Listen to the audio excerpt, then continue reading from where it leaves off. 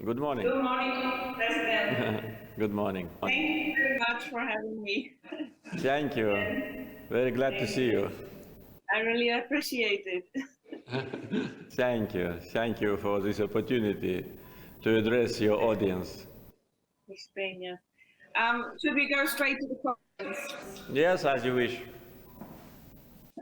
Mr. President, a year ago the war in Nagorno-Karabakh started and you regained control over most of the territory. In November, you told me that after the war you will be willing to sit down or return to the negotiation table. Are you now ready to sit down directly with Mr. Pashinyan, Prime Minister Pashinyan, and if yes, when and in what format? Yes, as I said you last time, we are ready, and actually the talks and the contacts have started. There is a format of cooperation on the level of deputy prime ministers of Azerbaijan, Armenia, and Russia. And this format is dedicated to the issues related to the opening of communications.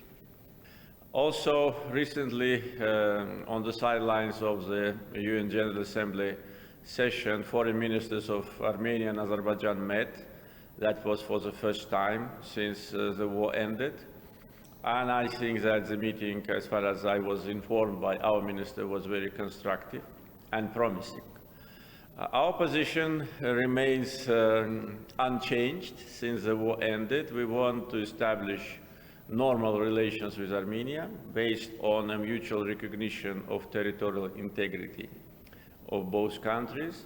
We are ready to start immediately the process of delimitation of our borders. And of course, after that process is ended, demarcation. And also, we also express willingness to start to work together with Armenia on the future peace agreement.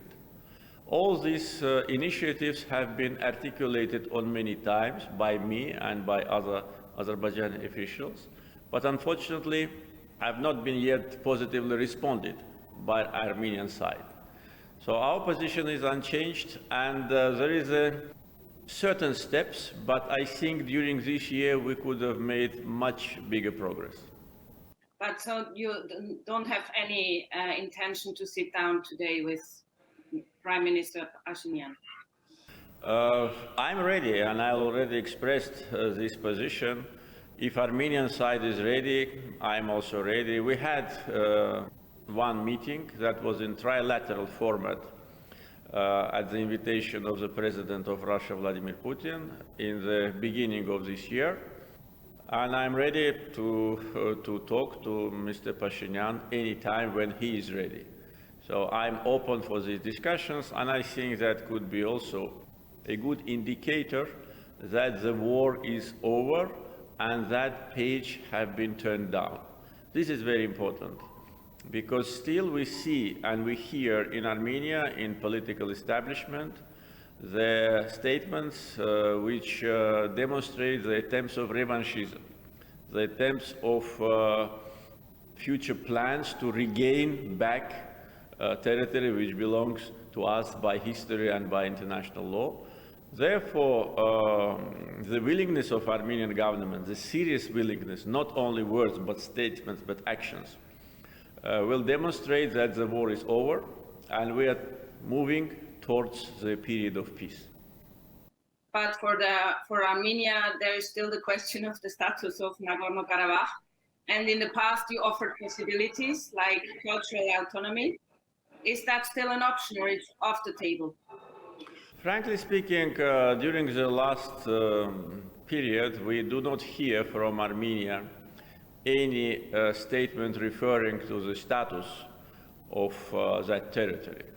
Unfortunately, these ideas are articulated by some other countries, their high representatives. As far as our position is concerned, I expressed it on many occasions.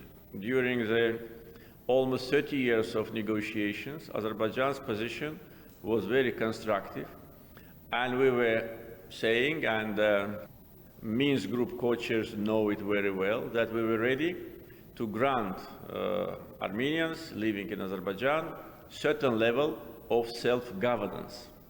But this position was always rejected by Armenia, and they were always demanding independence for what they called Nagorno-Karabakh.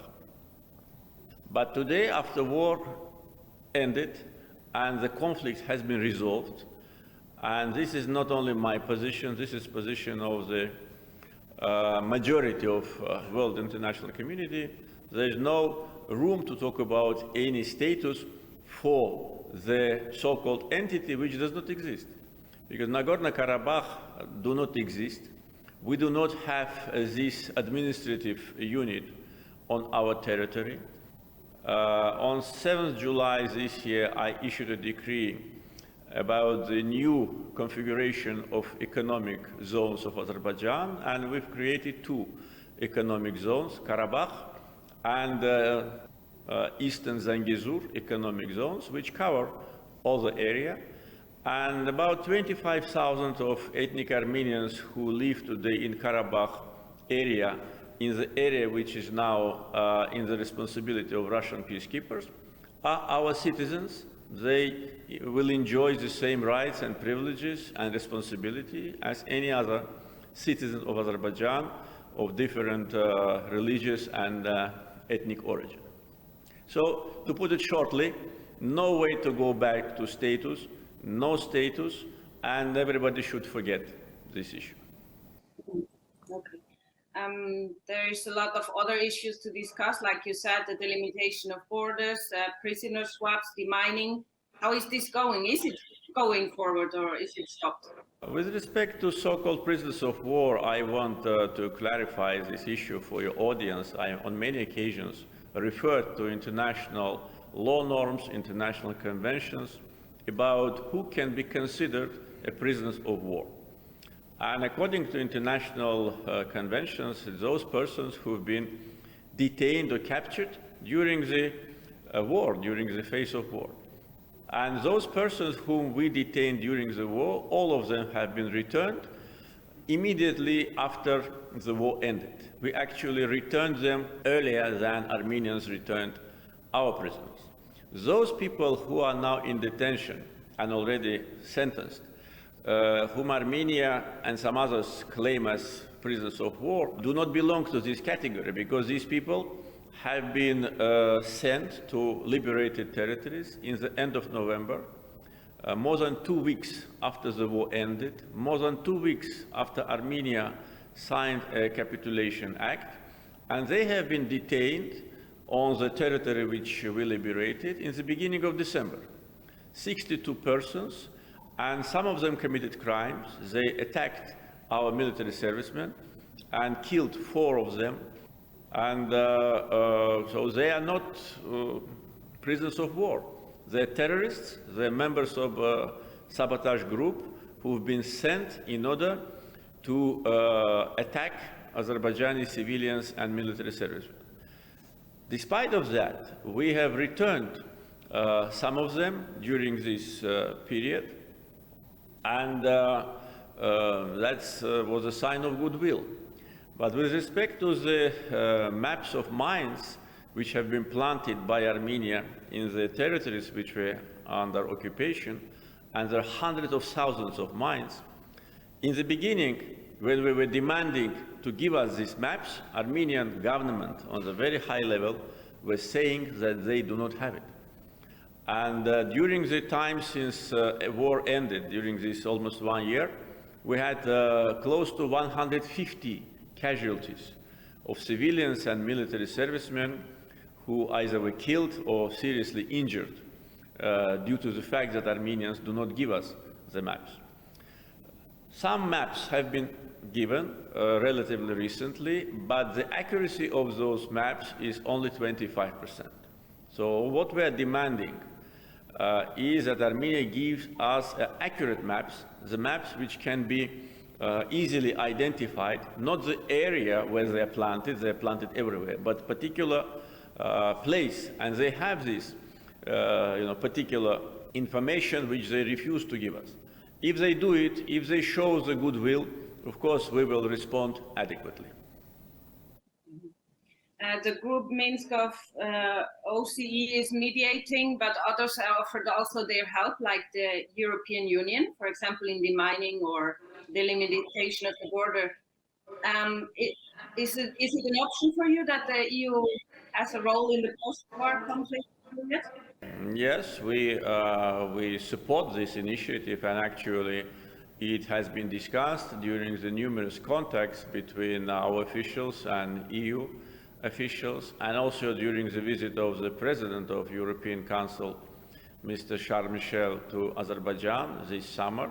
We broadly discussed post-war situation and expressed our joint willingness to engage actively. EU has a very big experience in different areas, in the areas of reconstruction, in the areas of creation of the peaceful environment. Therefore, EU expressed its willingness to participate in the process of delimitation, to help both sides to come to an agreement, and we support this initiative. But as far as I know, Armenia is hesitant. Armenia did not decide whether they will accept the EU's proposal or not, but Azerbaijan's position is very open. We are ready to work, and actually on different levels of our officials, we're in permanent contact with EU. EU can help us in delimitation, EU can help us in opening of communications, and also post-war development. And also we've been discussing with EU the issue of economic assistance. We heard and we know that EU have prepared or is in the process of preparing the economic recovery package for Armenia worth 2.6 billion euros. And of course, we expect that the same amount of money will be offered to Azerbaijan on the same terms and conditions. Whether it's grants, whether it's loans, it should be equal, because we as a country which suffered, we have 10,000 square kilometers of totally destroyed territory, all the cities, hundreds of cities and villages. Therefore, we, of course, expressed our concern that this economic recovery package can be unbalanced, and we are now in the process of communications with EU and expecting from them the proposal for us for economic support. So EU can do a lot, and we're ready to use this opportunity, and we trust EU as an honest broker. When do you expect the civil population can go back to the liberated territories? First obstacle, of course, is the mines, because without demining we cannot return civilians, because we cannot put their life under threat. Therefore, as I said many times, our main rival, if I may say so, is time. So we are doing demining ourselves. We've increased the number of deminers in our national demining agency. Also, we increased the number of military servicemen who also are involved in this process. But it takes time. But despite in those areas where we already made demining, we already started to build settlements, cities and villages for civilians. First, what we've done a full survey of the infrastructure demands, and electric power infrastructure fully will be ready by the end of this year, in a couple of months. Also, issues related to roads and water supply are important. And we already started several months ago investments in one pilot village, which will be ready to receive first settlers maybe by the end of this year, beginning of next year. So this is the process already in the pipeline. We are preparing the master plans for all the cities and later for the villages. And we've allocated for this year only 1.3 billion US dollars for reconstruction of liberated areas. So it's difficult to say in exact time when it will start, but it will start in stages. And the first stage, as I said, will take place in several months. During the war, you had the support of Turkey, and Russia acted as facilitator for the ceasefire and as peacekeepers. Do you think the war has changed the balance of power in the region? Yes, Turkey supported us from the very beginning, and we are very grateful to the Turkish government for political and moral support they expressed from the first days of war. And now, after the war is over, Turkey is playing a very important role in future regional development and regional stability in the region, as well as Russia. And as you probably know, Russia and Turkey have a joint monitoring center in the district of Agdam in Karabakh region. And at the same time, Russian peacekeepers are providing peacekeeping operations in the area which is inhabited by Armenian population. So new realities already are in place. Every country has to take into account these realities. The balance of powers between Azerbaijan and Armenia have been changed many years ago. We knew our potential, we knew Armenian potential. Probably Armenian government could not realistically evaluate that they have no chances in front of Azerbaijan, and if they do not liberate the territories peacefully, they will have serious complications. And today, I think Turkey and Russia, as two neighbors of Azerbaijan, and one of them is a neighbor of Armenia, play a very important role in the stability, security, and future development. As you probably know, there was recently a meeting between presidents of two countries. Among other issues, they discussed situation between Armenia and Azerbaijan. And we consider the role of both countries as a very positive, a stabilizing role. And I think this is the bulk of the new regional cooperation configuration. That's exactly what I wanted to ask. Do you see the possibility of active regional cooperation with the three South Caucasus states and the three neighbors, Turkey, Russia, and Iran? Yes, we supported the proposal of Turkish President of this regional cooperation platform, 3+3. Armenia did not respond yet. You see, again, unconstructive position of Armenia, but we fully support that. And that will be very important for not only post-war settlement, but in general for regional development in our area. Because if we will be able to manage to create this format of cooperation between 6 countries of the region, that will be the main guarantee against any kind of new hostility. That will be an important factor for regional cooperation, and it will generate a lot of benefits. Only due to the opening of communications, which Azerbaijan strongly advocates for, we can immediately increase the trade turnover between countries of the region. We can create maybe 10,000 of new jobs only by the opening of communications. But if we enhance mutual trade, if we concentrate on positive dynamics, our region will transform from the region of tensions to the region of stability and peace. Mm-hmm. My last question, speaking of cooperation, Azerbaijan started at the end of last year supplying gas to the South Europe. A problem in the European gas market.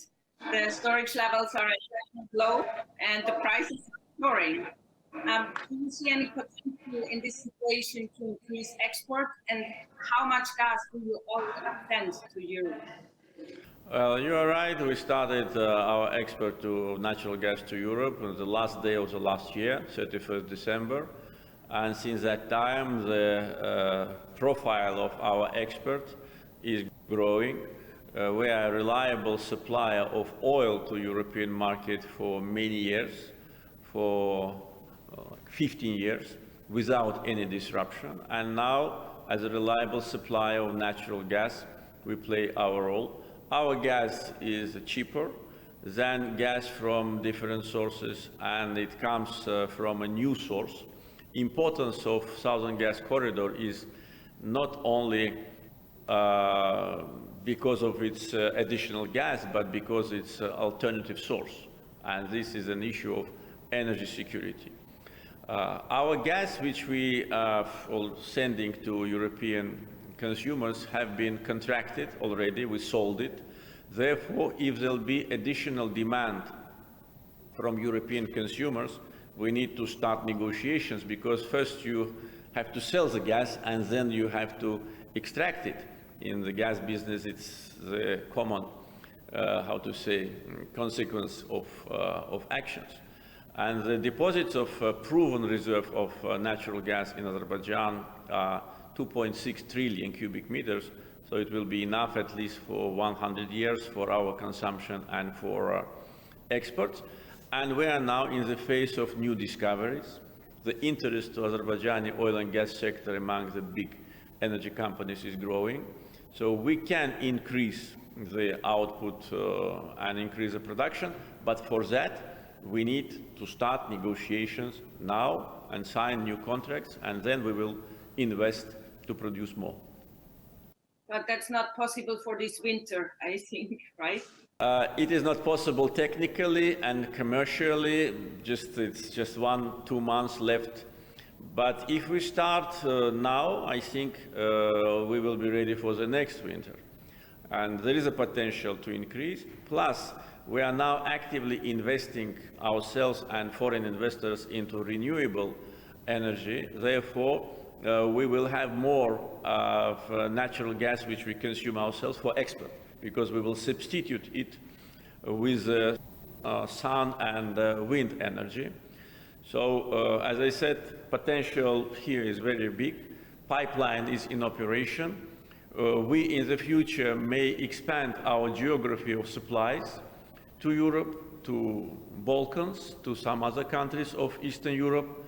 And that will be good for consumers, for us, for companies, for everyone, for energy security. Thank you so much, Mr. President. Thank you. I really do appreciate it. Thank you very much. Wish you all the best. Goodbye. Goodbye. Bye.